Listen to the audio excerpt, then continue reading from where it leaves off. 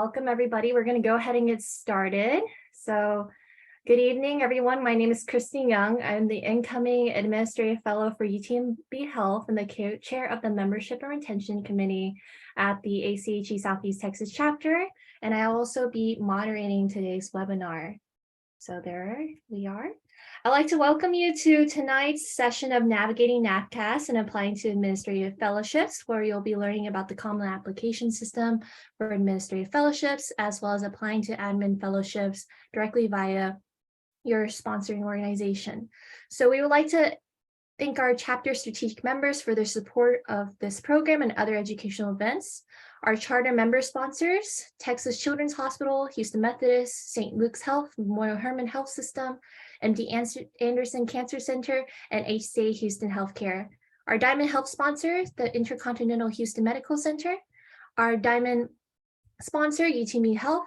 Our Platinum sponsors, Harris Health, HKS, Kindred Health, Legacy Community Health, Luminaire, Page, Realty Trust Group, the Signorelli Company, Texas A&M University, Texas Women's University, University of Houston Clear Lake, Village MD, and EEPD, as well as our silver sponsors, Berkeley Research Group, Brazosport College, Condeo Partners, and the UT School of Public Health. Please note, we have several exciting events coming up of interest, all which you can register for at our website, www.ache-setc.org.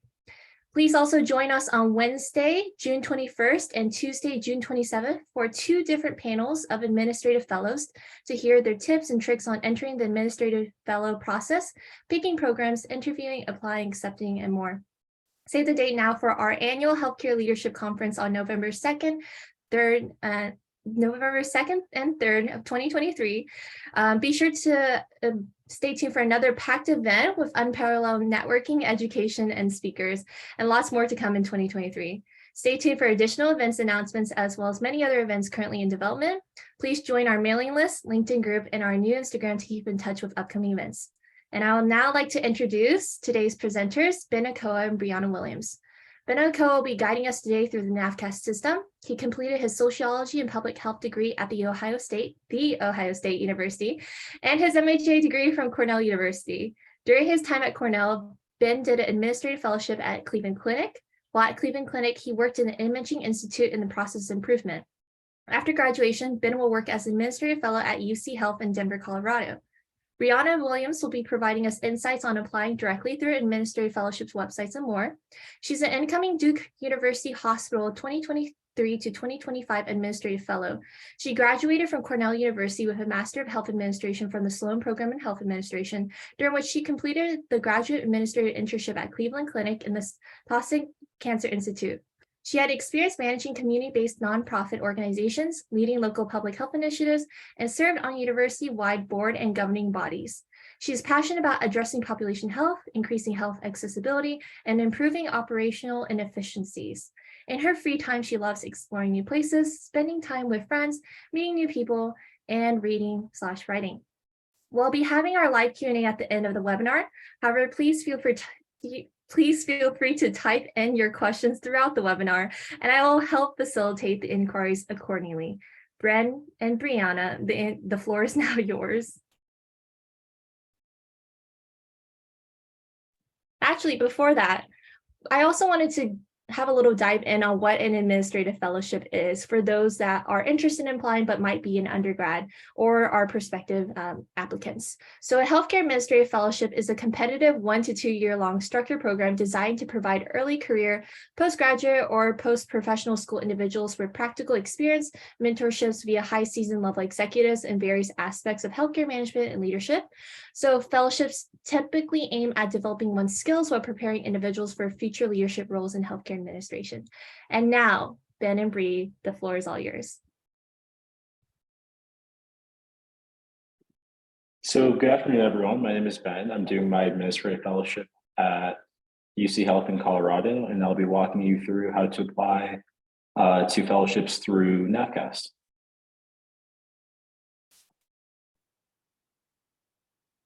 So this is what NAFCAS looks like. And if you apply to graduate programs through SOFIS, this is exactly the same process, but there are some differences. So just to begin, I'll go over the personal information. So within this section, there's a release statement. And the release statement is very important, and you should make sure that you definitely read through this. So in this section, it states that the deadline for the applications is September 29th, and the acceptance deadline is October 27th. But right here is very important. So after receiving an offer, you have 10 days to accept or decline the offer, and you can hold an offer. But the only thing to remember about this is you can only hold one at a time. And if you do hold one, make sure that you are notifying that health system that you are planning to just consider your options as well as look at other places. And just remember that someone else is also potentially waiting on them. So just make sure that you are very careful when it comes to holding your offers, and you can only hold one at a time. If a second offer is received, you have 24 hours to decide between the two offers. And this is only for NAFCAS. So sites that are also offering fellowships that are non-NAFCAS, this does not apply to them. And this is just something that you should definitely be aware of. And this is definitely the most important part of this section. And then next, I want to go into the academic history. So this is where you would upload your transcripts and all of your other information here. So to begin, you would just go over add a college or university. And for myself, I would add Cornell. And I did obtain my degree already. It was awarded. And then here you would continue to fill out this information. So MHA.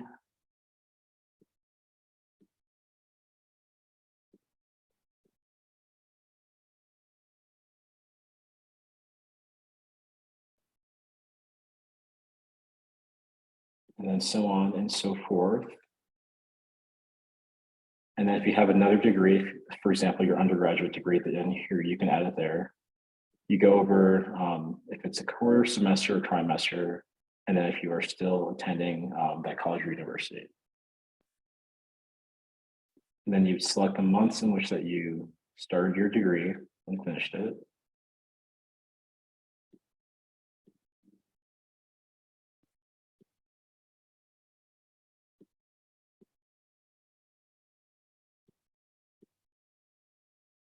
And then after this, you can save it.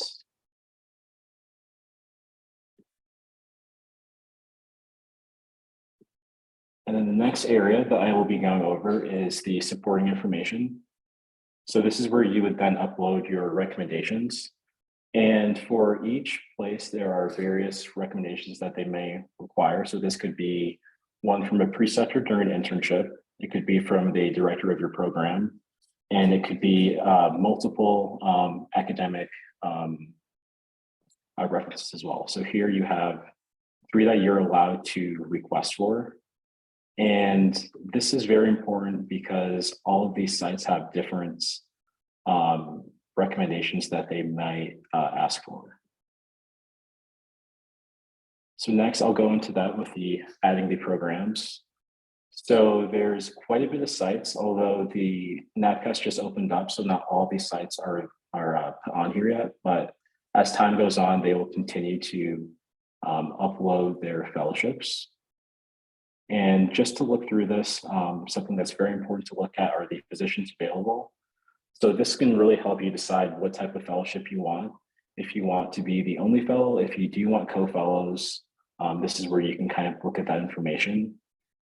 And then next you want to look at the program lengths, and this can also be filtered here. So you have different lengths where there's 1 year, or there can be 18 months or 2 years. And with all of these different types of fellowships come different opportunities. So for example, looking at the 12-month fellowships, a lot of them will be a little bit more intense since it is only 1 year. And let me see if there's one here. So in this section, they can kind of give you an overview of what you can expect during that fellowship. For example, this for Boston Children's is flexible up to your interest and the structure how you kind of want it. And this can kind of give you a breakdown of what you can expect during that 1 year. And a big important thing to consider is rotations and project-based fellowships. So for rotation-based, you basically go through these rotations. For example, you have your networking session, patient care, finance, strategy, legal compliance, and ambulatory clinics and satellites. So that is just what Boston Children's has available. This varies depending on the health system that you go to and what they have available. And some fellowships will allow you to add rotations that you're interested in. The next thing I want to look at is the selection date. So although all of these sites have the same exact deadline that we went over in the previous section, they all have different selection dates. So that's something that you should definitely be aware of as you continue to evaluate and look at health systems and which ones that you want to apply to. So for example, if you were applying to Baptist Health, the selection date is 10/27. But although it does say 10/27, they may actually offer people the fellowship before then. But if you're interested in Boston Children's, you would then have to accept this offer or choose to deny it in hopes of getting a fellowship that's after 10/27, like Boston Children's. So it's something that you should definitely consider as you go through this process. And remember that although you can hold one, sites may not be happy if you do that and you are taking a spot away from another individual who is looking at applying to that hospital. And something else that you should consider when you are applying through NAFCAS is that there is a fee that is associated with this. So once you do add a program, like I added Boston Children's, when you go to submit an application, there is a fee.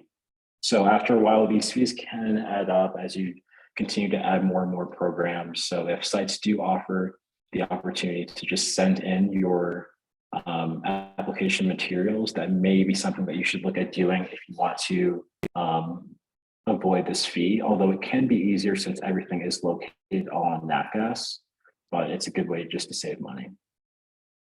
And as we go into these program materials, each site will have a different listed questions here and documents.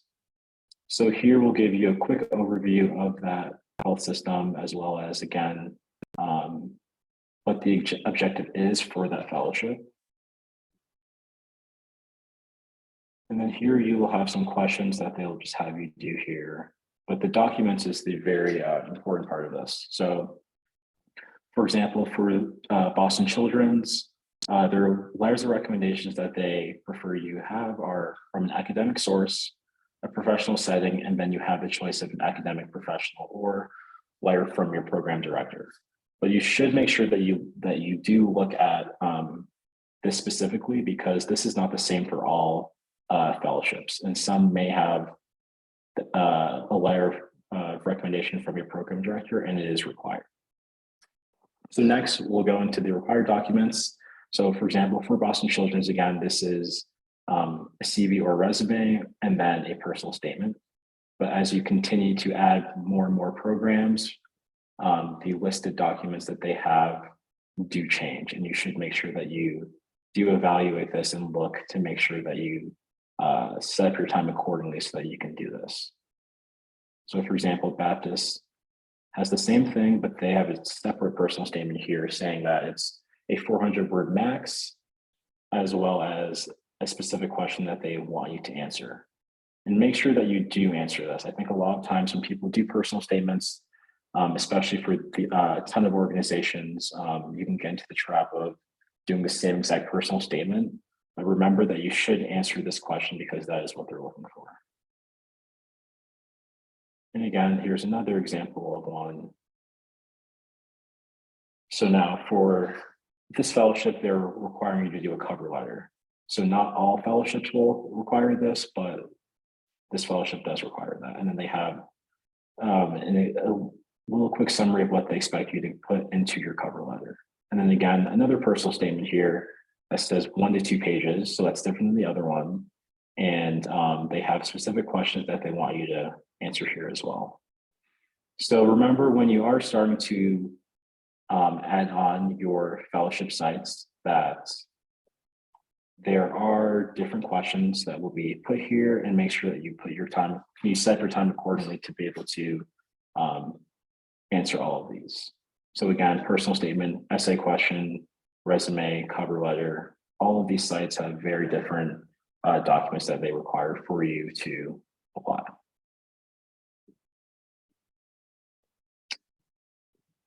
And again, that is pretty much it for what NAFCAS looks like. And at the end, once you have submitted places, you can check your progress here. And currently it's in progress, but once you finish, this will change to a check mark and you will be completely done.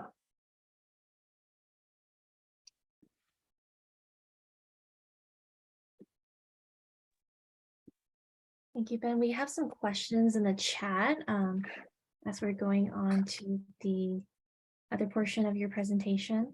So we do have a question from Mackenzie, and she said, let's see, she said, what is the difference in a 12-month and 24-month fellowship? Is it longer rotations? So this depends on the fellowship site. For example, my fellowship is 18 months. So my first 12 months are rotations, and then the remaining 6 months is an opportunity for me to pick a role that I would like to pursue and kind of test the grounds and see if that's something that I would like to pursue after my fellowship. So this really does depend on the organization, but it's really a chance for you to try a role, especially for the ones that are 24 months. Oftentimes it's a role in operations where you have the opportunity to have some direct reports. So again, it depends on the type of fellowship, but for the most part, the first year will be rotations or project-based, and then the second half will be an opportunity for you to go into a role. And another question we have is, can we apply to a fellowship program after getting a bachelor degree, or do we have to have a master's degree? For the most part, I would say you do need a master's degree. Again, I would look through the documents area of what they require because it will say it in there. But for the most part, I do believe all the fellowships require a master's degree. Awesome. We have a very active audience. So does your degree, title, MHA or MPH affect your chances of getting selected? And a lot of these positions close in September and so are opening right now. My question is, how does one put their summer work experience into one's resume, as a lot of experience is still being gained through projects? This is something that I think you should maybe work with your preceptor so that they can also help you word this into your resume, and even consider telling them which fellowships you're applying to so that you can kind of craft your experience in your internship to those specific sites. And then as far as the degrees, a lot of these sites will say which degrees that they prefer, but for the most part, they're very open to MPH, MHSA, MHA, MBA students. But again, it does depend on the fellowship.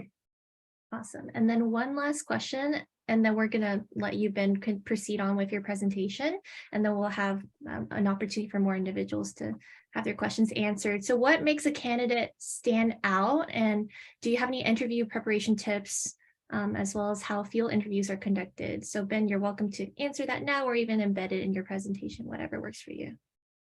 Yeah, so I think what definitely can make you stand out is your personal statement, as well as talking to fellows, because for the most part, everyone does have the same degree and relatively the same experience, since you are applying for a fellowship as an early careerist. So really how you communicate to people prior to your interviews, how many people you reach out to, showing that you really do want to be at that site and engaged in that fellowship, that organization. So definitely work on your personal statement and take your time. Do not rush.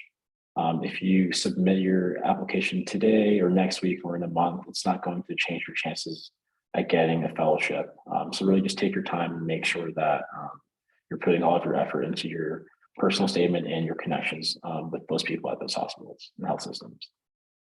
Awesome. So we're going to temporarily hold out questions for now, but please feel free to continue adding them into chat, and Ben, you can proceed with your presentation.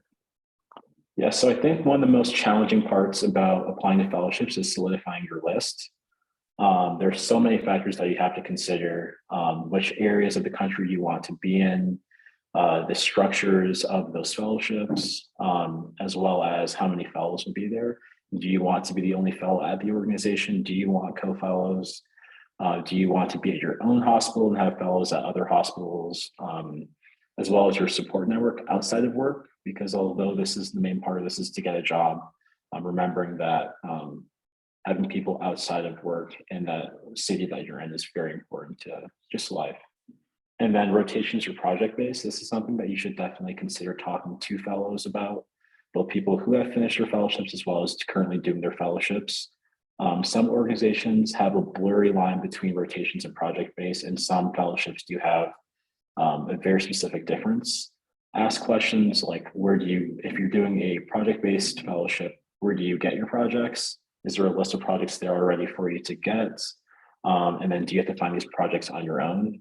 And then for rotation based, how do you manage your projects while going through different rotations?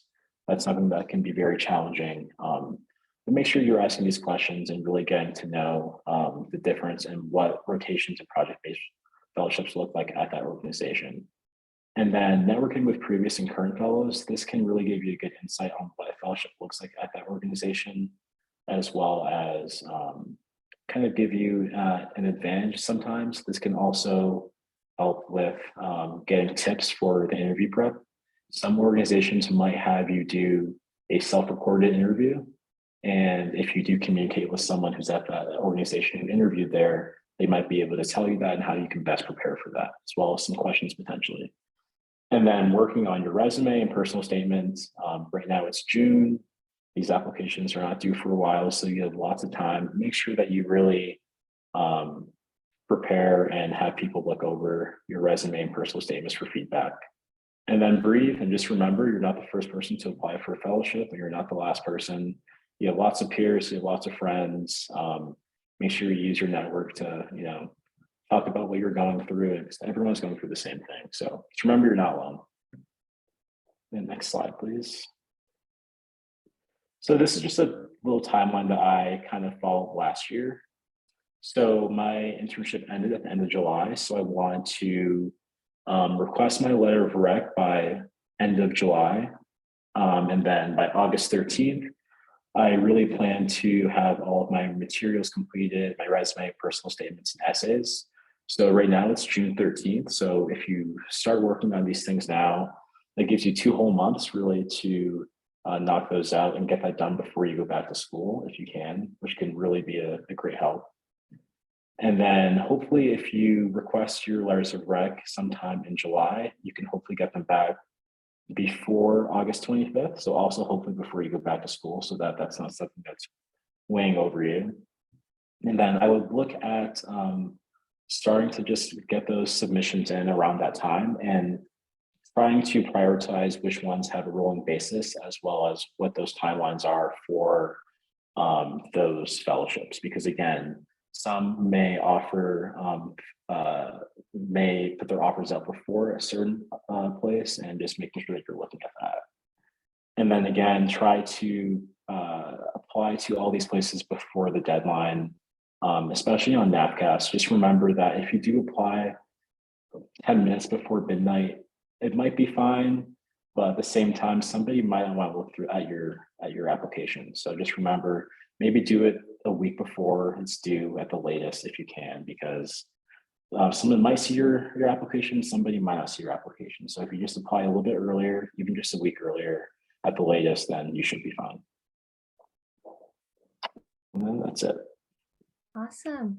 Thanks, Ben. So we have a little bit more questions from the audience, and I think you answered this question a little bit earlier, but does it matter how close to the deadline we submit our application? It's really depends on the organization, but I would just suggest do not submit at the last day. Although you could be fine, I do think it's better if you submit it at least a week before it's due.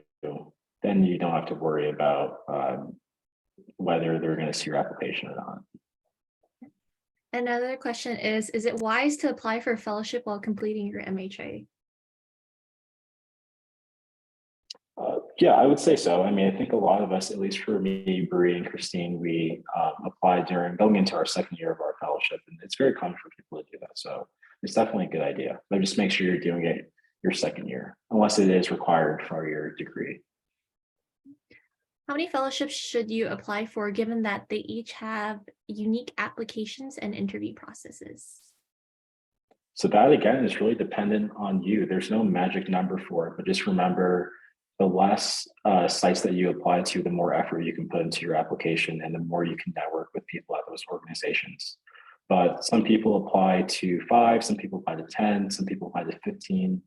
But really, there is no magic number. Just make sure that if you are applying to a place that you would consider making sure that you would accept it on the spot pretty much, because it's very difficult to get an offer. Perfect. We're going to cut off questions for now. Please continue adding them into the chat. And now we're going to go on to Bree, who will be helping us a little bit, tell us a little bit more about applying through non-NAFCAS. So Bree, feel free to take the floor. So hi, everyone. I'm Bree. Firstly, you're probably asking yourself, how or why would you apply off of NAFCAS? So some hospitals simply opt to do their process off of NAFCAS for a slew of reasons, one of which might be being off of NAFCAS might work better for their schedule and how they do things during the year. When you're on NAFCAS, you have to adhere to those deadlines that Ben mentioned and have that 10-day waiting period for applicants to reply. So maybe some hospitals think it works better for us to do it in-house and do it ourselves. Why did I apply off NAFCAS? It wasn't an intentional decision. So at the very beginning of the process, I applied to a few hospitals, and the hospital I ended up at, Duke University Hospital, was one I'm very, very excited about and really, really wanted to take the offer when I got it. So my process ended before I had to use NAFCAS. So when I'm thinking and reflecting back on my fellowship process, it started and ended quite early, and it happened off of NAFCAS. So that's what I'll be talking to y'all about now. So as I was reflecting to put together this talk, I was thinking about how I could break down this process in a way that was easy to share this knowledge and also give some tidbits of information of what to expect, maybe some advice along the way. So these are the 3 buckets that I chose. So getting organized, preparation and submission, and then from interview to offer. So next I'll jump into getting organized. So Ben already touched on this towards the end of his presentation, but how do you even choose where you're applying? So the reason why I include this in my presentation, maybe my presentation will feel a little bit like a step-by-step guide, is because when you're off of NAFCAS, you don't have access to some of the features and the organization that comes along with that. So as you saw with Ben's demonstration, there's that add programs page where you can literally see every single program that's on NAFCAS, and you can click and add to bucket and then work from their documents and things of that nature. When you're looking for programs that might not use NAFCAS, you're gonna have to do a little bit more legwork and research to figure out where you're applying and why you're applying to those places. So as I'm jumping in with this question about getting organized, I'm making the assumption here that maybe you've already had some conversations with people, or you've done your research about what hospitals are even out there, and now we need to make our final list. Someone asked the question, how many programs should you apply to? And Ben did a great job about saying, like, whatever you have the capacity to apply to, because it's a lot of work to apply to fellowships. So heading into this, maybe these are some things you can keep in mind when you're deciding how to narrow down. So this is not the 4 most important things. This is in no particular order of importance either. These are just some things that I considered and often hear other people consider too, some of which, again, Ben touched on. So geography, where do you want to live? Structure, rotations or projects, or a mixture of both. Length, 1 year or 2 year, or maybe 18 months or what have you. And then type of institution. So maybe you want to go to cancer centers, or maybe you're really interested in children's hospitals. These are just some things to keep in mind when you're putting together that list before you jump on into the process. So next slide, please. So this is a tool that I put together for myself to help me along the fellowship process. Like I said, one thing that's really awesome about NAFCAS is how organized it is. You can go in and see what you've done and what you haven't done, what's needed per place. When you're applying to hospitals off of NAFCAS, there's no place to return to see what you need to do and where you're at with everything. So what I did was I made my own dashboard. These are the columns that I use to stay organized. And so I share this all with you too. This is just what worked for me. You know you best. So however you stay organized, maybe that's Google Calendar or Outlook Calendar or what have you. But for me, I went on Google Sheets and I made this and I updated it along the way. So I want to explain why each column is important very briefly. So for status, when you're off of NAFCAS, every hospital is on their own timeline. Some places can open up in August and be finished by mid-September. Some can open early September and be finished mid-October. Because they're off of NAFCAS, no one's adhering to anyone else's type of schedule and setup. And so it's important to know where you're at. So in this first status box, you can say like, hey, I got the first round offer. Maybe I submitted waiting to hear back or what have you. And the application due date, again, this is just having everything you need to know in one place. I just find to be very helpful. And then for both the program and organization column, it's important to point out that some organizations have multiple fellowships. And so you'll have both of these columns to say like, maybe you're applying to 4 fellowships at Brianna Medical Center and it's the finance one, the primary care one and what have you. Then you can put that all in the dashboard and keep track of multiple, even though it's all at the same hospital. And then here's a column that's very important. So when you're pulling information from all these different hospitals that are not on NAFCAS, and I'll get into what that looks like when an institution is not on NAFCAS, they, again, all have different instructions. So in the details for recommenders column, I personally sent this link to all of my recommenders. After I asked them if they would write my letter of recommendation, I put this together and sent it off to them. So there's one place for them all to return to see what they need to do and how they should do it. So in this details for recommenders column, it's how do you address the letters of recommendation? How is it submitted? Should they send it to me or should they send it off to someone? And then where to submit. So and I'll have a slide on this as well, maybe next, where do you email it off? Is there a portal that they have that's not NAFCAS? This is just an easy way to stay organized. And I also included the link for everybody's website as a hyperlink on the program column of just where you're at in the process, what you need to do, what your recommenders need to know. So you have this working document that you can always return to and not get super mixed up and tangled in the process. Next slide, please. So now I'm jumping into preparation and submission. So now you know where you're applying. You also know how to apply. You have your recommenders and everything like that, and it's all pretty in this dashboard. So now you need to go and get this information about exactly how do you apply and fill out that last column. So here's an amazing resource that I used. So the on ache.org, there is the Career Resource Center, and they have this postgraduate administrative fellowships listings. This includes both hospitals on NAFCAS and off of NAFCAS. This is not an exhaustive list. So there are hospitals that might not be listed here. So again, that's why it helps at the beginning to maybe have an idea of what's important to you and find hospitals that way. But this is always something to use too, because I use this. It lists a bunch of different programs. And you can use the detail button to see maybe the structure of the program, and the apply button sometimes is simply just a link to their website, but sometimes it breaks down for you exactly how to apply, which is very helpful. So next slide, please. So what does it look like to apply off of NAFCAS? How do you submit this application? It can be via email, or it can be via some other method via the hospital's website. So via email, this looks like you'll put together all of the application materials that they require you to put together, and you send it off to whatever email they've detailed, addressed to whomever it should be addressed to. And then you will likely receive an email that same day, just confirming receipt, and then you're good to go. With the website, some places maybe have like a portal or like a form that you fill in with all your information, and then you attach your files and you click submit and you're done. Maybe some places just have one chunk where you can upload a packet this way via email, but always the best starting place when you're looking at hospitals that are not on NAFCAS is that website, because they will detail for you exactly how to apply and make sure that your application is received. Next slide, please.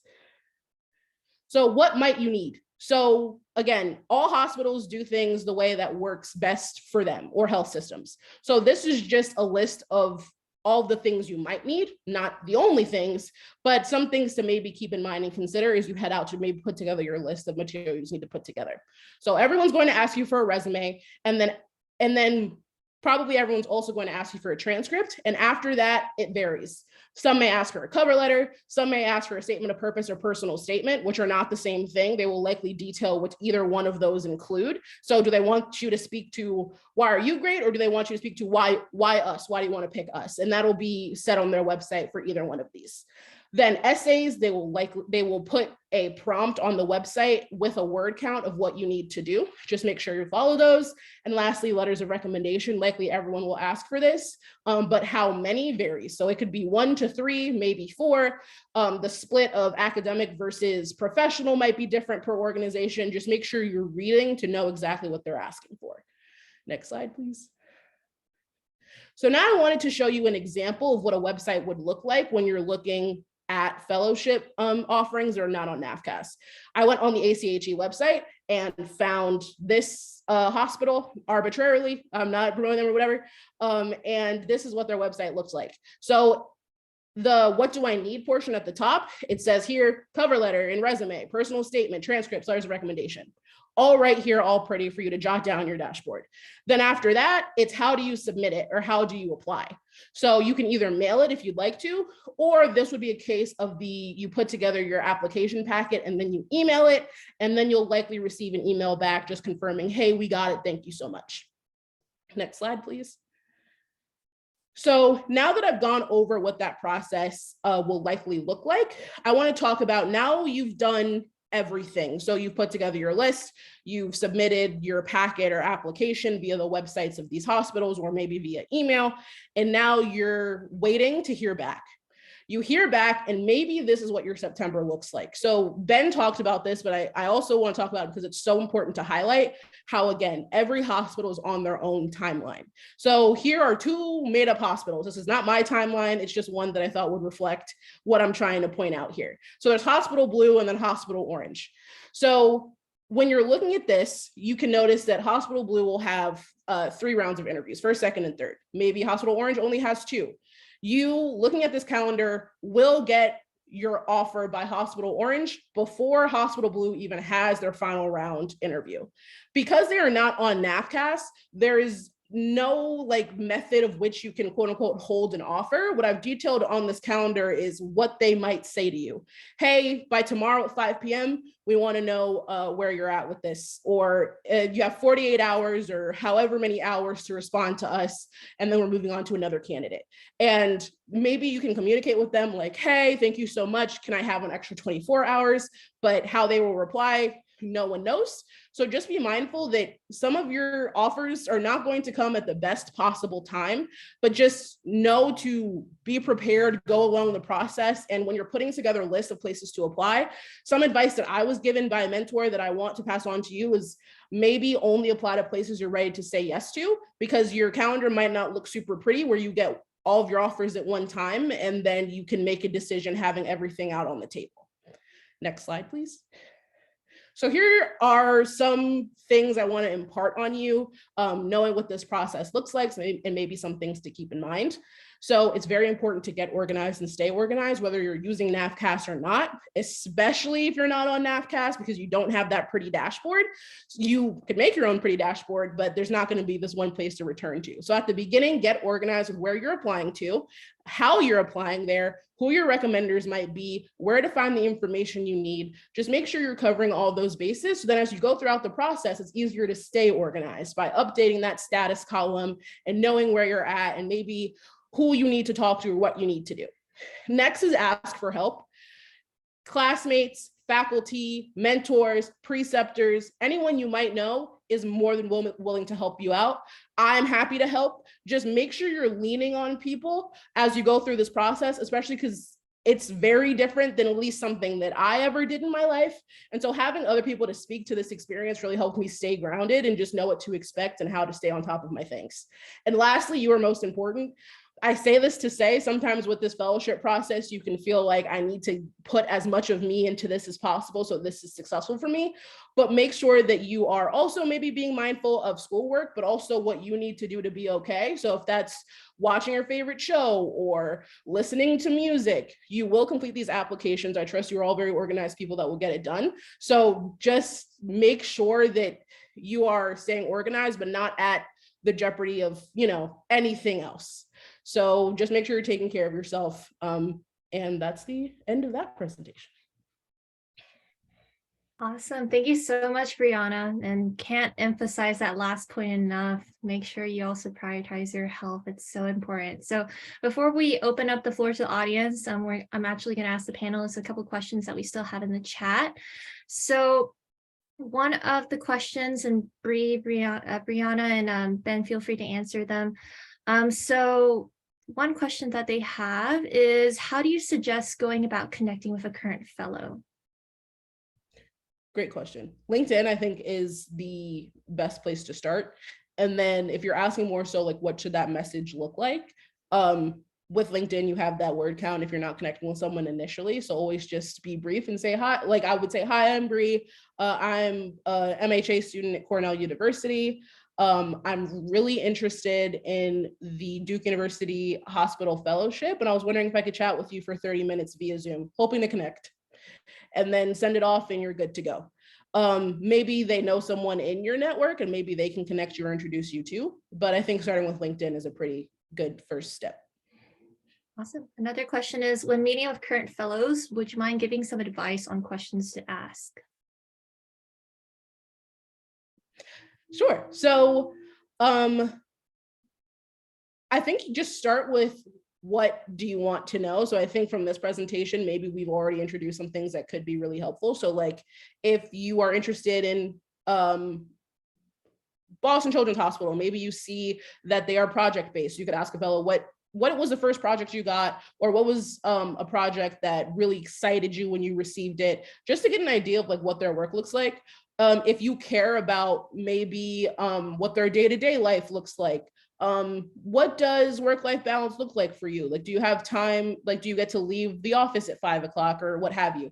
Just ask fellows things that are important to you, because when you're choosing a fellowship, you're choosing some place that you will likely be for a year to 2 years. So just make sure that you have all the information up front that you would likely want to know. And also these fellows are people too. So you can also ask them like, oh, what's it like living in Durham, North Carolina?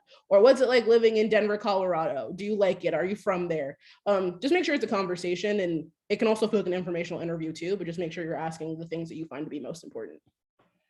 Can you apply? Try not to also ask questions that are on their website or on NAFCAS.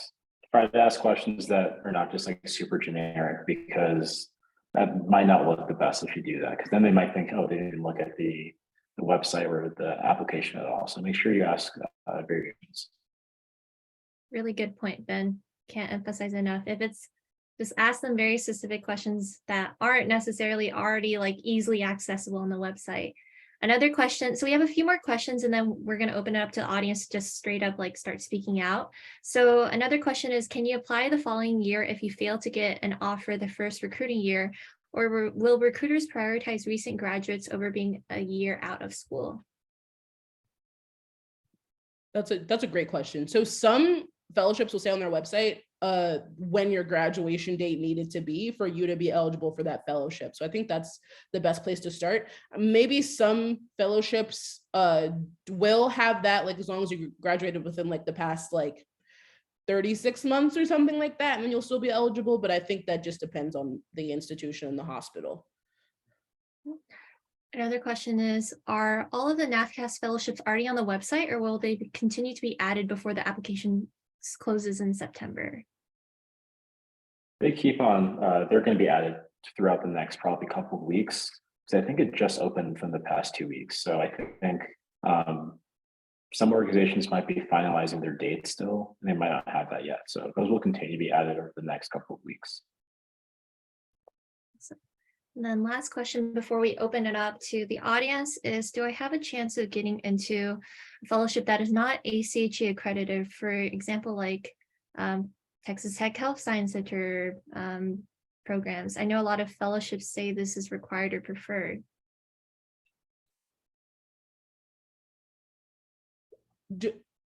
I'm not sure. What do you mean, like if your program's not CAMI accredited, or if like the hospital's not ACHE? I think what they might mean is that perhaps like because Ben showed up, like here's like all the list of or Brianna, you showed a list of like, here's all the fellowships that you can find through the ACHE website. So just because they're through the ACHE website, you don't have to worry about it. Like sometimes there's going to be fellowships that aren't on the ACHE website that are still fellowships that you can apply to as well. And yeah, awesome. So now what we're going to do is that we're going to open it up to the audience. So you are more than welcome to just unmute yourself. Please, of course, be polite, but now we're opening it a floor to anybody that has any questions.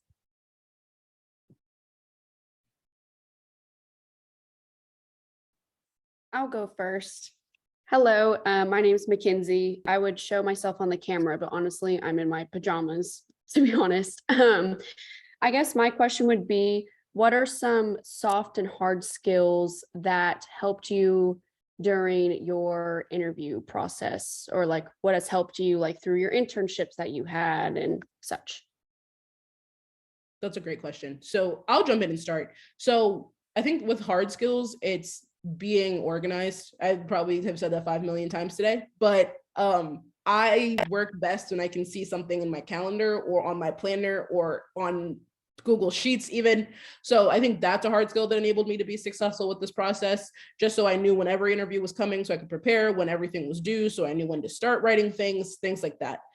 Maybe another hard skill was I did do some interview prep with peers and preceptors and whomever, just to maybe have the more technical skills about interviewing. But I think the soft skills that are super important with interviewing is, and this is going to sound super cheesy, and I remember hearing this at the beginning of the process and being like, what does that even mean? But like being authentic, because fit matters. Like when you are interviewing with an organization, you are also interviewing them.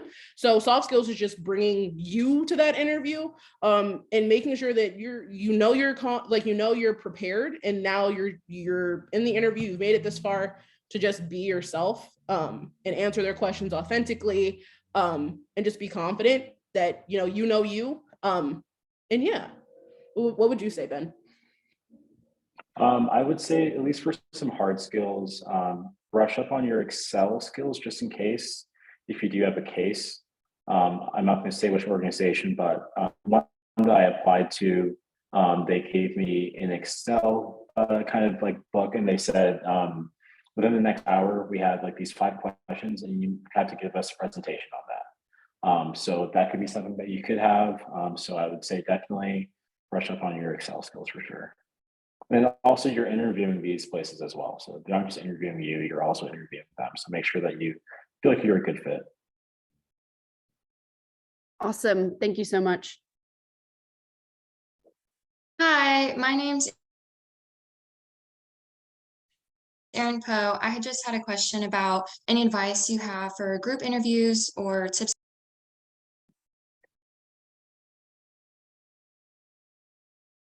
Oh, Erin, I think you muted yourself.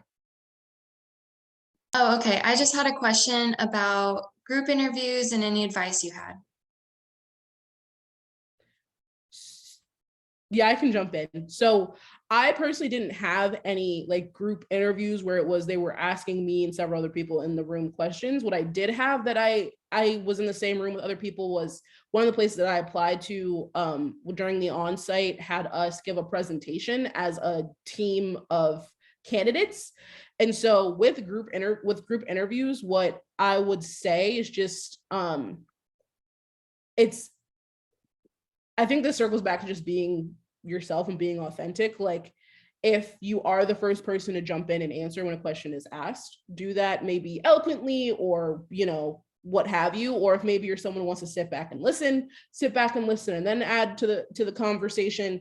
I think with that, there's no right way to go about it because every hospital is looking for something different. It's just making sure that, you prepared beforehand, you're heading into it confidently, and you're just yourself. I think to speak to my personal experience, when we did that presentation as a group, we were allowed to talk to each other beforehand. And so it helped to get to know each other and maybe discuss like how we would conduct ourselves in that presentation when people ask questions, how we would step up. It really depends on the institution. What would you say, Ben? And you also have potentially for a final round, you may have a lunch or a dinner with other applicants as well as interviewers. And that is an interview, even though it's not technically one. So just making sure that that everyone's involved in the conversation that you're asking questions to everyone, that you're just present and you look like you want to be there. That's something that I think it's just they want to see how you kind of can maneuver around other people, especially other candidates.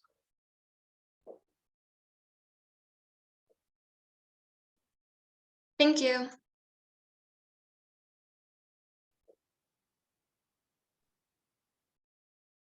Hi, my name is Zainab.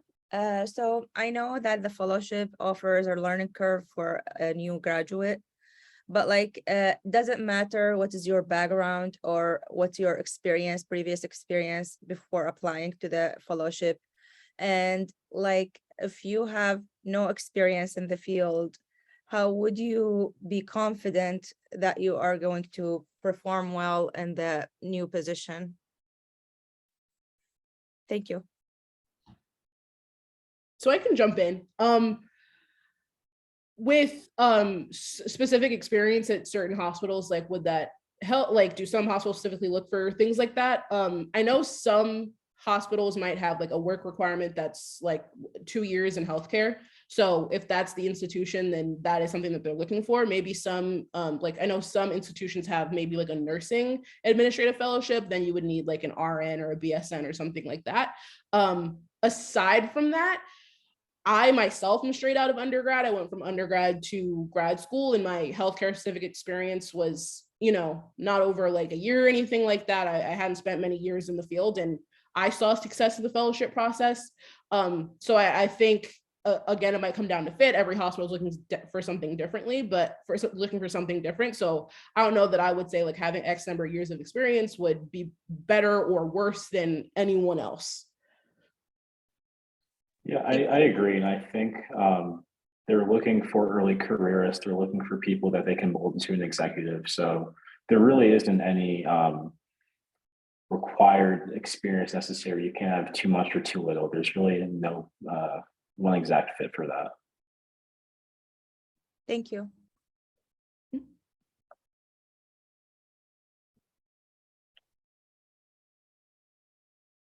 Hi, okay. My name's Tiana. I just had a question more out of curiosity. If y'all had an internship with the hospital that y'all are at now, or you knew anyone, or if you just wanted to go there because you were interested in that hospital.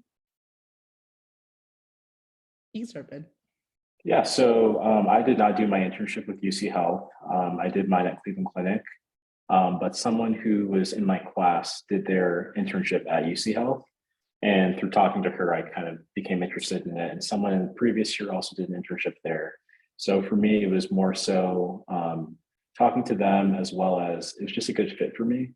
I really bonded with the people during the internship process. And that was really important for me, knowing that I had a support system there.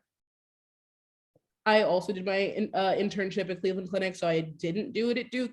And at Duke, I didn't know anyone until I started reaching out to people just to have conversations and figure out what their experience was like. So I personally started from ground zero because I didn't really know anyone that had connections to Duke. I kind of just jumped in to have those conversations, and it worked out. Thank you.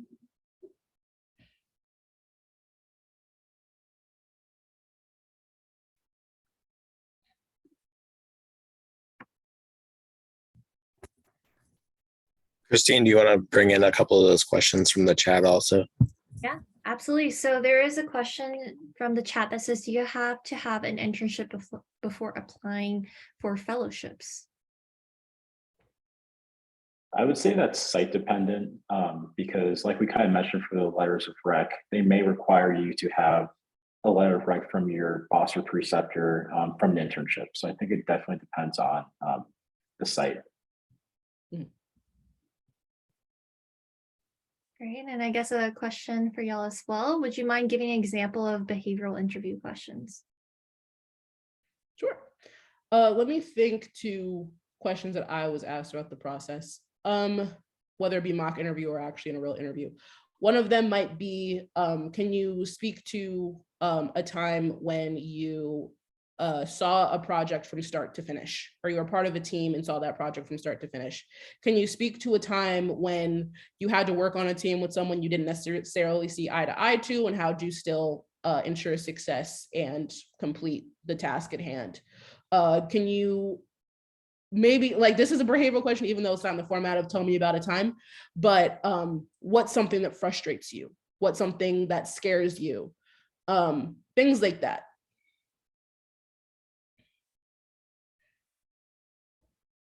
Yeah, another question from the chat and would be, how would someone find an internship program?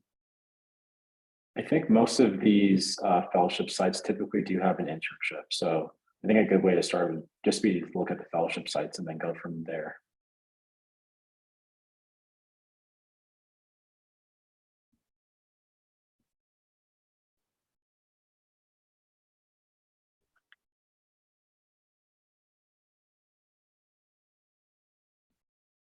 Great. Any questions from the live audience before we have another one? Okay, perfect. So one of the audience member asks is, what is case interviewing? That's a really good question. So typically it would be a case that you may see as an administrative fellow, as an administrator, just like in a day-to-day situation. So for an example, one case question you might get would be, your hospital is looking to build an ambulatory surgery center. What type of surgeries would you look to have at that center? And then they just want to see your thought process on how you would go about picking which service lines and what surgeries. And yeah, there's no right or wrong answers. Like Ben said, it's just thought process. So they just want to see like who you would be like as a leader or as a fellow. So if trying to prepare for case interviews, it's not so much trying to memorize a bunch of facts of like healthcare. It's just, how do you think through problems?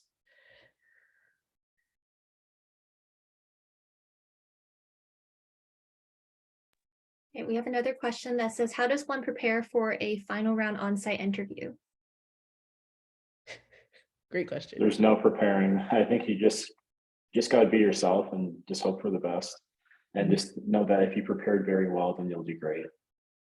And I think we've alluded to what exactly on-site interviews look like, but the structure is usually you arrive and there might be a dinner that first night. There's always going to be a lunch or a dinner of some sort. When it is, I don't know.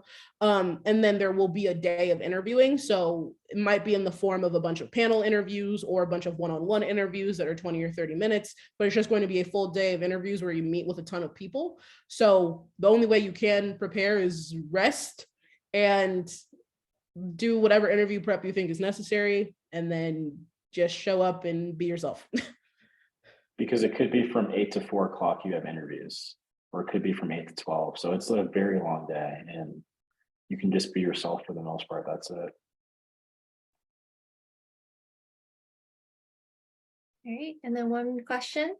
And after this, audience members, feel free to jump in if you like to, or you can add into the chat and I'm happy to ask them. How do you recommend growing in problem solving skills for interviews?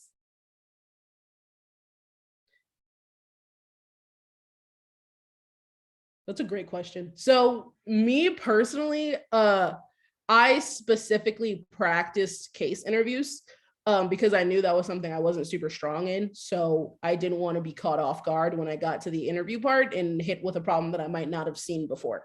So what that looks like is with a mentor or maybe even a faculty member or an advisor, someone who's just been in the industry, sit down with them, have them ask you that question, or have them ask you questions you haven't seen before, and then just talk with them through what you're thinking or how you would solve it, and just get that feedback.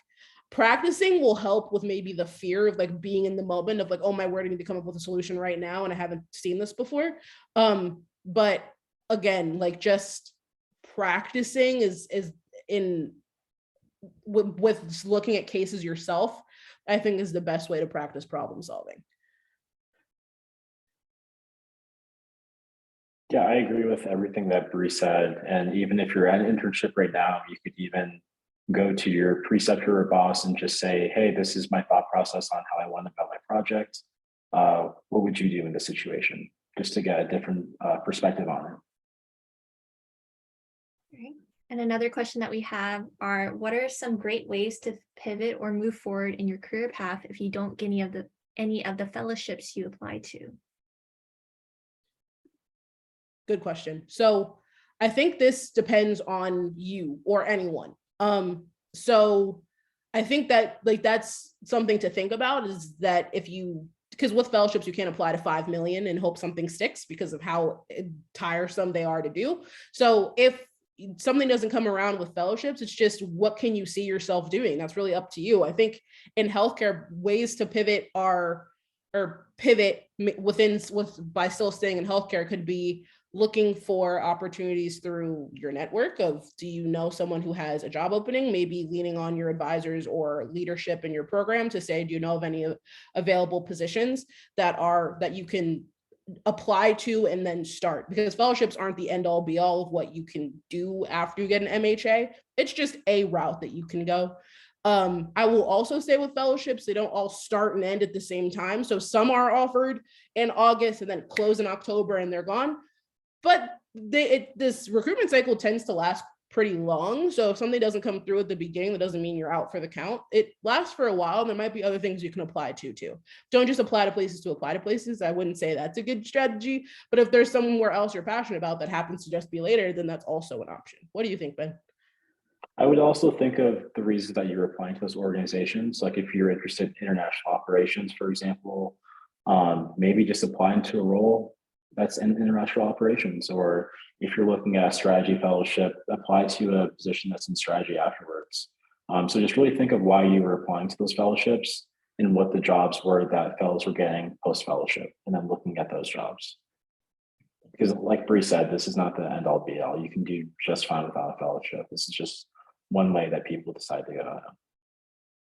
Awesome.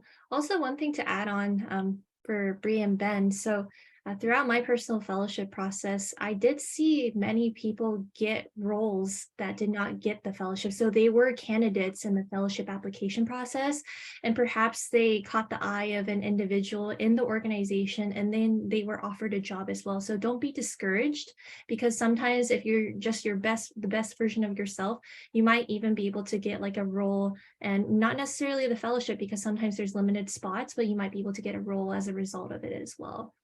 So one question that we have, and then we're going to open it to the audience to ask one more question, is how may the first, second, and third round interviews differ? I think the first round typically is just behavioral questions. And then, at least in my experience, the second round would be a case question typically, or they would just be more deeper questions based on like maybe what you're interested in and things of that nature. I'll also say who you're interviewing with will differ from round to round. So in the first round, it might be fellows. In the second round, it can be mid-level managers. And then the final round, it can be executives. So the people at the highest level of the organization that you'll be underneath as a fellow. So that can also vary. But the level of intensity, I would say, is what mainly changes, or like the level of difficulty with the questions, like increases, as Ben said, from round to round. Right. One last question before we move on to the next slide is, what are the benefits of a fellowship compared to entering the workforce postgraduate school?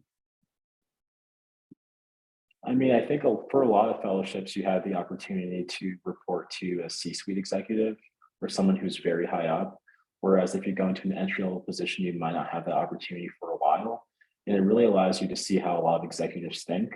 And you're not always going to get the opportunity. And a fellowship allows you to get that very early in your career. I'd agree with Ben. And that's the reasons why I was interested in a fellowship, is like you can apply to a role and then you'll work within that department. As a fellow, you work within nearly every department. And so you get to get your feet wet and everything. And if you aren't sure what you want to do, you will by the time the fellowship's over. And exactly like Ben said, access to leaders that you wouldn't have had access to originally. I mean, otherwise, if you decided to apply straight for a role, and it's also just a way to have that support and mentorship outside of the master's program. Like for me specifically, I came straight from undergrad to grad school. I loved the idea of having maybe another year or 2 years of someone investing in me and helping me learn along the way. And I think that's what you would get from a fellowship that you wouldn't get by just applying straight into a role.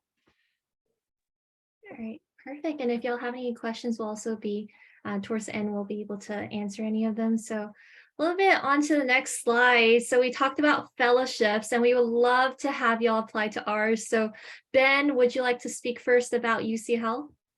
Yeah, so UC Health, it's in Denver, Colorado, and the fellowship is 18 months. So the first 12 months will be rotation-based or project-based, depending on which location you'll be at. And then potentially if you do 18 months over 12 months, then you can do an interim role for 6 months, and that can help you figure out which area you want to be in, what type of role you would like to pursue post-fellowship. Brianna? And I'll be heading to Duke University Hospital as one of their 2 fellows. It's located in Durham, North Carolina, which is in the research triangle of North Carolina, in the area where there's like Raleigh, Durham, and then Chapel Hill.